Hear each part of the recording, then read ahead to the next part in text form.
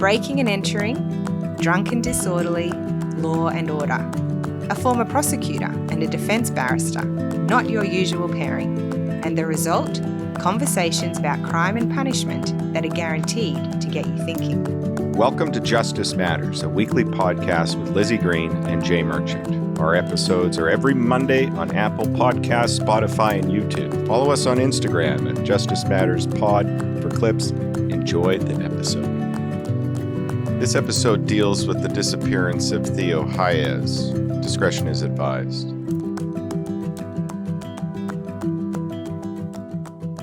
Good morning, Liz. Good morning, Jay. How are you? I'm very well. How are you? Yeah, I'm doing well, thank you. That's good. Yeah. Today, I just wanted to talk about a matter that I've been invested in. I've watched the actual coronial on YouTube. I've read, and it's the first coronial matter that I've ever watched, and I didn't know you could actually watch them. I didn't know you could do that. And so it's the matter of Theo Jean, and I could be pronouncing that wrong, Hayez. And this was in New South Wales with Magistrate Teresa O'Sullivan. And it was about a disappearance now in Byron Bay. Yes. So, I mean, those that have been to Byron Bay, it's pretty fun. It's a remarkable Beautiful little community, coastal town type deal, really cool vibe. And so I wanted to talk about Theo Hayez because at the time he was 18 years of age and he was from Belgium. And so somebody that come from overseas to enjoy Australia, as so many people did. I mean, I did that in 2005. I was over here for a little bit. Right. And then went back. And couldn't you stay away. couldn't stay away. It's just so remarkable. And so he was 18 years old. He was from Belgium and he was doing a backpacking trip across Australia. Yes. And I wish I would have done that when I was 18. Oh, really? Yeah, I do. Yeah. And so he comes from a very family-orientated atmosphere or whatever. He's got a good family and he was about to start an engineering degree. And his family described him as somebody that's sensible, smart, curious, love for nature, and physically fit. Right. Okay. Personality-wise, he was described as somewhat cautious but adventurous. And his mother recalled talking to him about the dangers of Australia coastal areas. And he said to her through messages, "I will, Mom, I'll be very careful."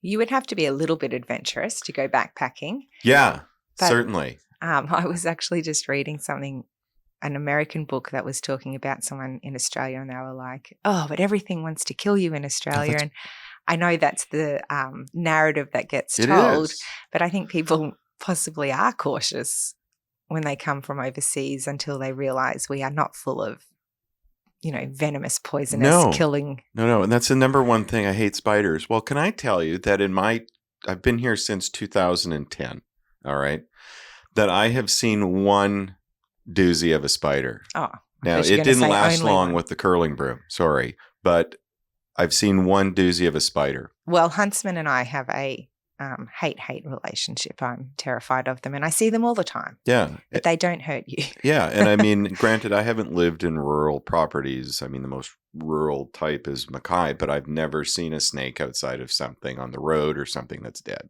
Yeah. So anyway, we don't want to get on to that. But, no. But Australia is amazing. Yes. And that's so why he's I'm enjoying here. his trip. He's enjoying his trip. And so he started in Victoria and then worked his way around. And he arrived in Byron Bay on the 29th of May, 2019.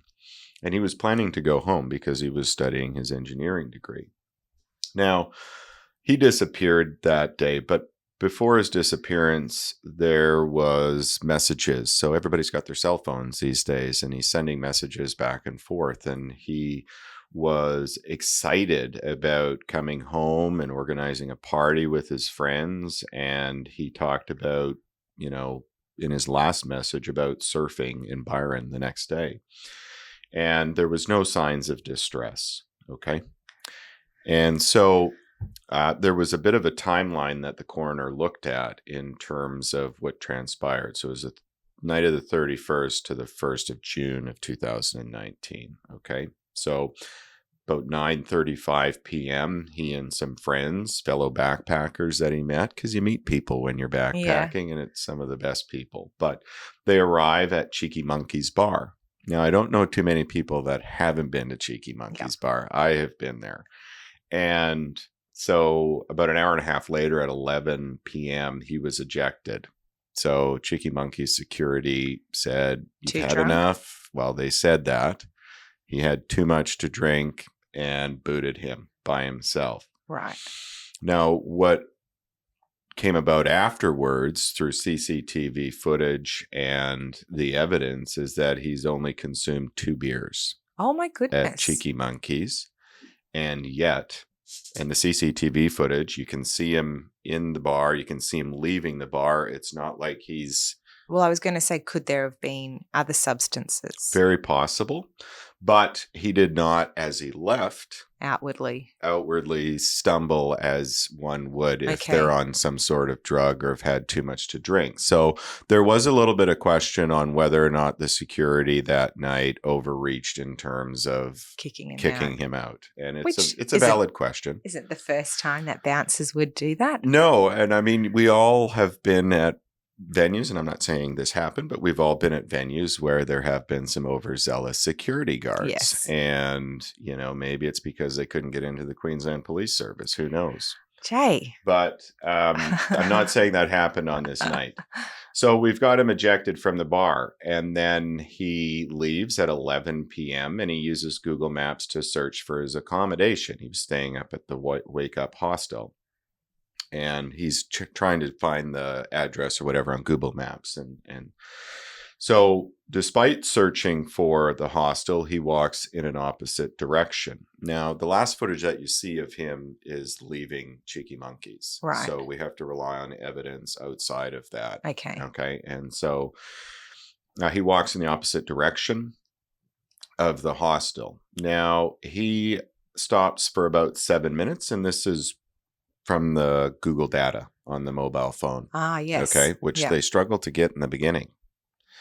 But the Google data, and it says that he stops nearly 7 minutes at Cricket Nets, and that's a bit apparently of a dodgy part of town. Now, I don't know that, but that's what was outlined in the coroner's report. There's a homeless community there and some activity that's unsavory. What year was this? Because it may be different now. Yes, it was 2019. Yes.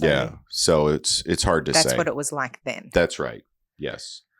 And so then what happens is that he changes directions after that 7-minute stop and walks what was described as quite fast and decisively in the opposite direction of the hostel towards Tallow Beach. So this is all from his Google Maps. Yes. And when you said it took them a while, do you mean the police? It took... Yes, because there was privacy regulations, and this was part of the coroner's recommendation that there needs to be a relaxation in circumstances such as these because police could not access the Google data. And in fact, it was his mom that was able to provide the passcode, but not until 10 days after. And so when somebody's disappeared, you need to move crucial that data is available. Okay. And so 11:30, he navigates through the streets and enters an obscure bush access track known as Milne Track. And the track is so obscure that it doesn't actually show up on Google Maps itself. Oh, like a real little goat track. Yeah. And it's during that part of the bush that he loses his baseball cap. Now, that was his favorite cap. Everyone has testified that he loved that cap.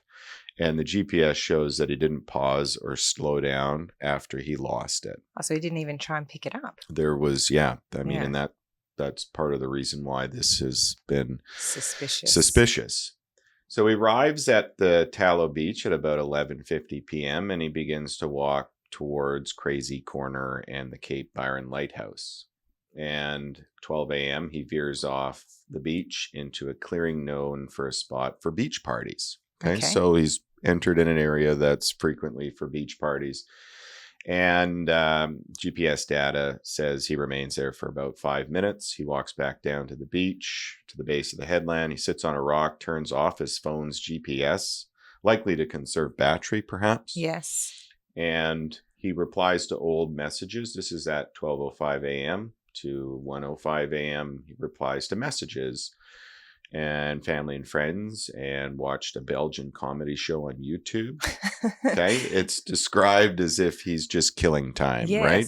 Yes. I mean, his friends are at the bar still, and he got ejected. He got thrown out. He might have been looking for a beach party. That's right. Yeah. And so the last known message was to his friend at 11:05, and then he vanishes. Okay. His phone, however, continues to connect to cell towers until after 1 p.m. the next day.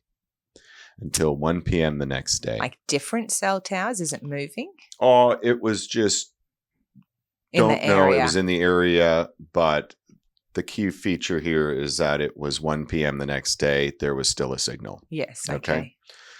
So there was competing theories with this. First of all, the police theory was that it was death by what they referred to as misadventure. So accident. Yep. And the premise that they went with is that he was lost and disoriented. He tried to climb treacherous headland in the dark, and he slipped and fell into the sea, and his body was swept away by strong currents. Oh. Yes. Right. Okay. But no independent evidence of that? Nothing on the rocks? Or Nothing on the rocks. The only physical evidence that was found was in the bush, and that was the baseball cap. Oh, they found that? Yep, they did find that. And so there was another theory, and this is more in line with what the family believes happened, and an independent investigator. Mm-hmm. Okay. And that independent was former detective Gary Jubilin. And so, do you know him? Oh, Gary Jubilin. He has been instrumental in a number of really high-profile cases. He was the lead investigator for William Tyrrell's disappearance for a long time. And he's now got a very popular true crime podcast. I think it's something like I Talk to Killers. Oh, really? Yeah. I'll have to look him up because I would be so interested to see his perspective on this matter. He's had, well, anyway, different topic. But yes, he's done some amazing, amazing work. Yeah. And so his theory, along with the family's, was that Hayez was not alone and that somebody was with him, whether it be from the nets or onwards, that somebody was with him and at the cricket nets, and then led him on an unusual and confusing route because it was a bit obscure, and that some unknown event, either foul play or an accident, that the other persons involved failed to report it. So there's a level of culpability there. Yeah. And so part of this is that, you know, the routes that he took, where he went to the unsavory place at the 2019 time. It's an amazing place, don't get me wrong. And then there was this alternate theory that he committed suicide. And Based on what? Well, that they can't find him. But this theory was quickly debunked, given the fact that he had sent lovely messages to his family and friends and his cousins saying he's looking forward to coming back to Belgium, looking forward to seeing them, partying with them, etc. Now, there was a number of investigative pitfalls on this one. As we talked about, the GPS data from the phone, it took a lot of time for the mom to actually access it.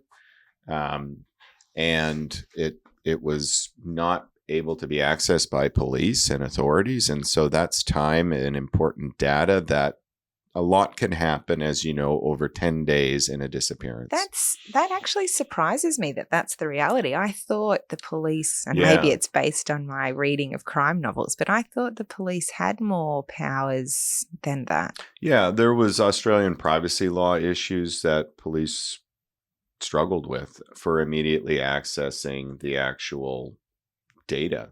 All right. Wow. They even brought in an oceanographer, so Dr. Colette Carey, and so this is on the premise of him falling off the cliff into the water and being swept away. Right.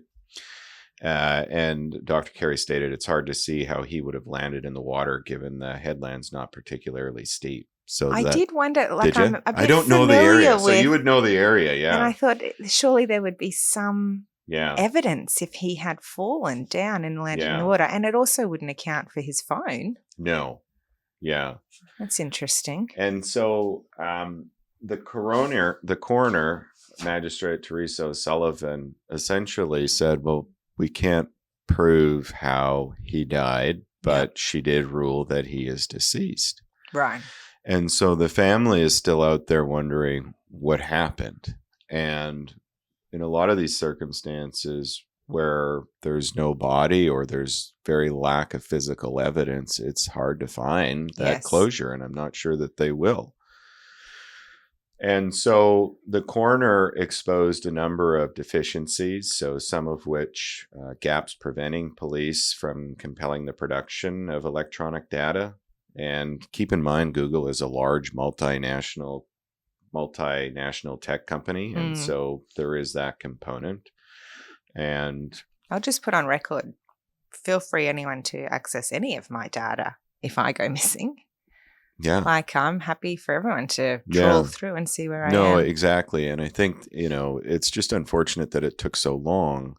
I mean, for it the may data. not have made a difference, but you just don't know. You just don't know. And it was so fresh, and the disappearance, 10 days is a lot of time, and a lot can happen. Particularly in that kind of environment where trace evidence would quite quickly be lost. Yeah, absolutely.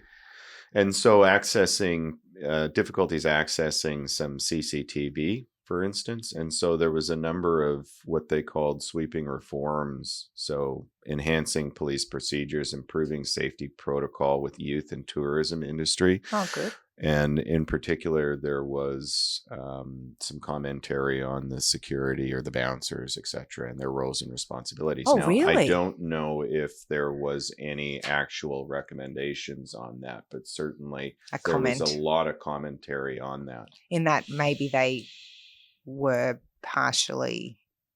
Well, I mean, he was ejected, right? And then everything transpired from the ejection. So whether or not... If there was no good reason, and did it set off a chain of events? Yeah. And again, we're just speculating here, but certainly those are questions that people are asking. Why the hell was he ejected after only having 2 beers? And yes, there's a level of discretion, and I understand that it's busy and you got music going and things are happening. Yes. But somebody made the conscious decision to eject him. Yeah. And so looking at policy and procedures of bouncers, security guards, etc., is something that is important. They do have a lot of discretion. They do. One of my son's friends, go ahead. He just turned 18, did try to get his underage girlfriend into the casino, and he's been banned for 2 years. Really? Yeah. Well, there you go. Was the girlfriend banned? Well, no, she never got in. No, I know, but she tried to get in. Well, I don't know actually what happened to her, but I just thought they are taking that seriously. Yeah. So no, they do. And I mean, I've been thankfully the bouncer last night carded me, so that was pretty cool. That's hilarious. I've been to a number of places where, they're just on some sort of power trip, and there's no need for that. And so the onus should be on the bars and the taverns themselves to make sure they got good people. You want people to have fun at your venue. Having said that, though, they do have to deal with they put up with a lot of shit. A lot. Yep. But those are the ones where the discretion should be, get the hell out. You're not wanted here. Yes. Not the ones having fun and out with fellow backpackers. Yeah. And it could be the case that something was slipped into his drink. We don't know. Why? Because there's no toxicology. Yes. Right? And so we don't know the extent of it. It's so sad. And so the coroner found on the balance of probabilities that Theo Hayez is deceased. And it was based on the complete absence of any signs of life since the 1st of June, 2019. No contact with the family, no bank transactions, no use of his passport, no use of the phone or SIM card. One thing that does strike me as a bit odd of this matter, there's 2 things. First, the baseball cap. He loved that baseball cap. And why would you leave it in the bush and not try and find it? As we talked about, there was nothing to indicate that he stopped and, And so I'm struck by that, but I'm also struck by the fact that the phone was still working at 1 p.m. the next day. Yes. I mean, I think, look, we don't know why he got kicked out if it was only 2 drinks. But if he had taken something else or been drugged, then maybe the cap would be explicable because he may not have noticed that it fell off, But the phone, that's different because if he fell into the ocean, then surely the phone would have. And that's the point that was raised. Why, if he was in and swept away, the phone would have been swept away with him. Yes. And so that is the other thing that stuck with me.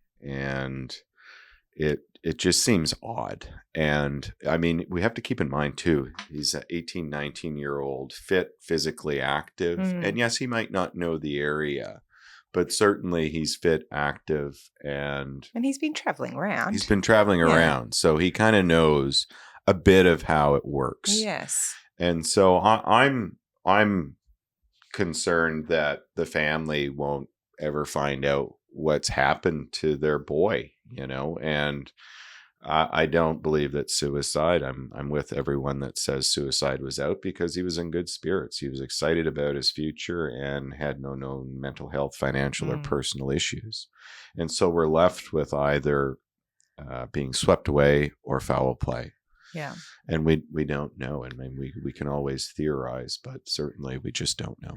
It really wasn't until we started the podcast that the true extent of the missing persons, particularly in Australia, I'm familiar with, but I think everywhere, like the number of missing people and the number of families out there with no answers is actually just beyond belief. That there are so many people who never find out what happened to their loved one. And there's a most recent example on the Gold Coast, and I actually worked with this individual, one of the best police officers that I've had the pleasure of serving with, and that's Jay Notaro, and Inspector Jay Notaro, and he went missing near the waters as well. And so there's no indication as to what happened with Jay. And again, we will be doing a podcast to talk about his life and his career.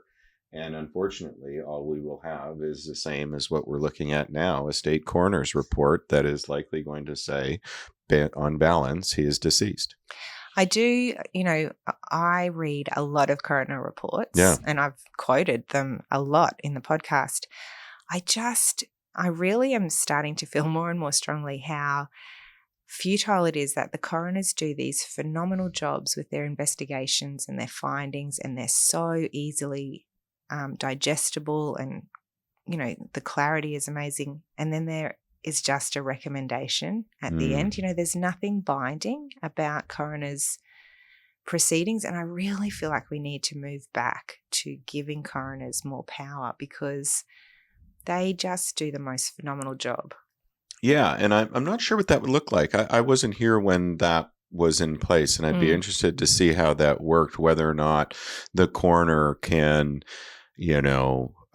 send, if there's some legislative power that says that they can send the recommendations, but that something has to be done based off the recommendations. I think depending on which state, like I think some coroner jurisdictions, the prosecuting authority has to provide a response, not necessarily implement, but provide a response within a time frame. Yeah. But then I think if they don't do that, there's no repercussions. Yeah. So I just feel like they do this such important job with such thoroughness, and then I just think sometimes it seems to be for nothing.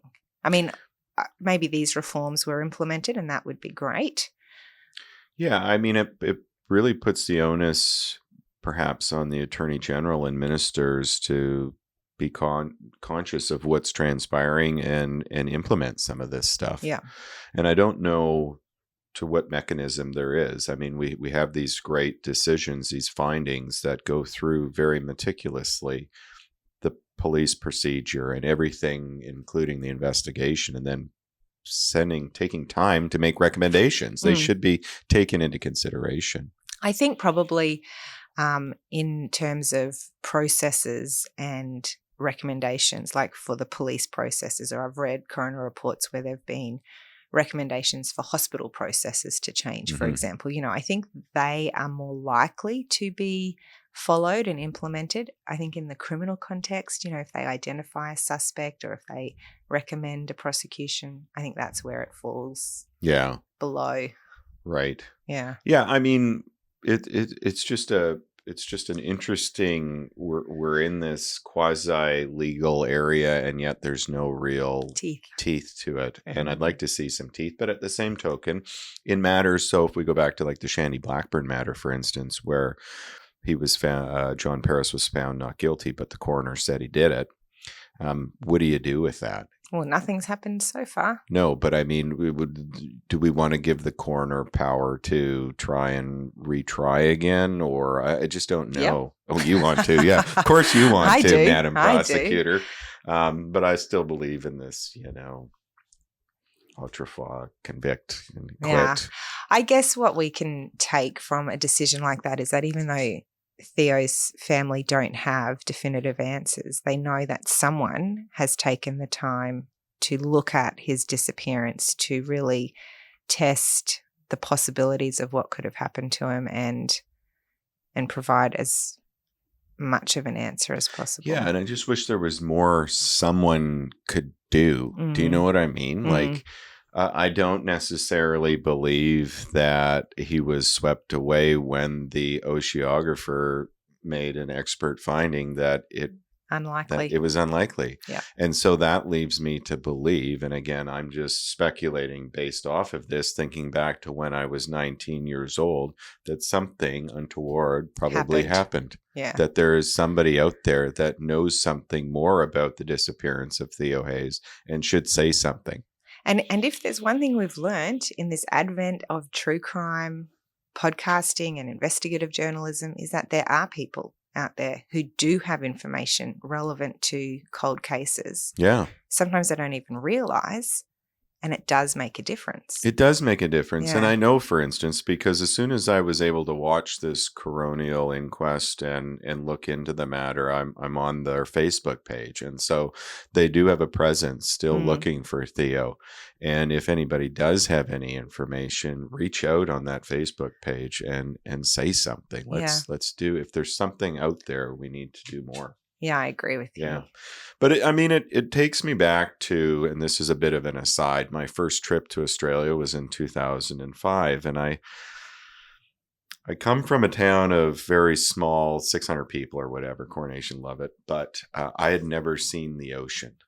And so, ever? No. And so coming from Canada, from a rural area where we have rivers and lakes and stuff, but that's it, to this Gold Coast full of ocean. And similarly with Byron Bay, I can remember, and I'll never forget it because it was quite chilling, my first trip to the ocean at nighttime. Now, I didn't know as a small town Canadian that you're not supposed to go swimming at nighttime. No. Okay.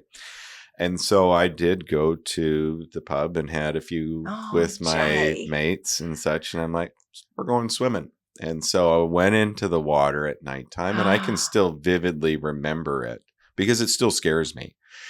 And I went into the water, and I was being taken away. And keep in mind, I was a lifeguard. I was a good swimmer, and very, very proficient with water.